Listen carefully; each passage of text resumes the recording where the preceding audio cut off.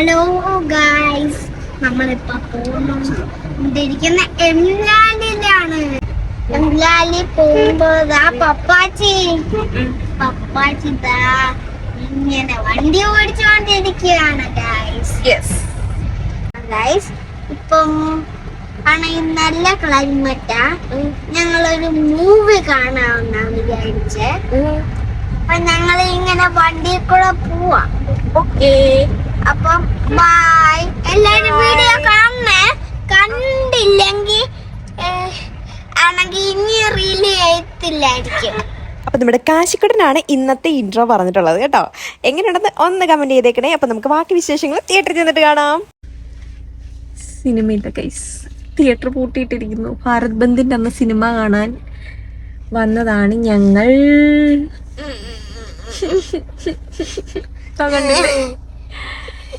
ഇതാണ് അവസ്ഥ.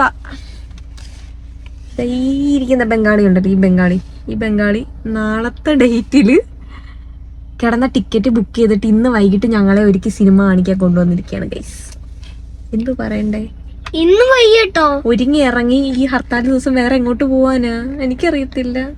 ആക്ച്വലി പറയുകയാണെന്നുണ്ടെങ്കിൽ ഈ ഒരു തിയേറ്റർ ഈ ഒരു ശൂന്യാവസ്ഥയിൽ ആദ്യമായിട്ടാണ് കേട്ടോ ഞാൻ കാണുന്നത്. എന്ത് പറയാനാ, ഒരുങ്ങി ഇറങ്ങിയും പോയി. ഇനിയൊട്ട് ഒരു പ്രോഗ്രാമും ചെയ്യാൻ വേണ്ടിയിട്ടും ഇല്ല. എന്തെങ്കിലും സംഭവം സെറ്റ് ചെയ്യണം.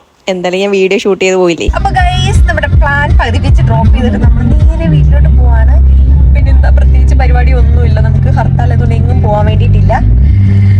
എന്തെങ്കിലും ഇതിന്റെ കൂട്ടത്തിൽ ആഡ് ചെയ്യാൻ പറ്റുവാണെന്നുണ്ടെങ്കിൽ ആഡ് ചെയ്യാം. അപ്പൊ ഓക്കെ, ബൈ. സിനിമ കാണാൻ പറ്റാത്തതിന്റെ ചളിപ്പ് മാറ്റാൻ വേണ്ടിയിട്ട് 2 കിലോ ചിക്കൻ വാങ്ങിയിട്ടാണ് കേട്ടോ വീട്ടിലോട്ട് പോയത്. ആദ്യം വിചാരിച്ച് കറി വെക്കാമെന്ന്. അപ്പം നോക്കിയപ്പോൾ കുറച്ച് റൈസ് ഇരിപ്പുണ്ടായിരുന്നു കേട്ടോ. ആക്ച്വലി റൈസ് ഇവിടെ വരാൻ വേണ്ടിയിട്ട് യാതൊരു ചാൻസും ഇല്ലാത്തതാണ് കേട്ടോ. കാരണം ഞാൻ ഇത് കാശിക്കൊണ്ട് സ്കൂളിൽ എന്തെങ്കിലും സ്പെഷ്യലായിട്ട് ഉണ്ടാക്കി കൊടുത്തുവിടാമെന്ന് വിചാരിച്ചിട്ട് വാങ്ങിയതാണ്.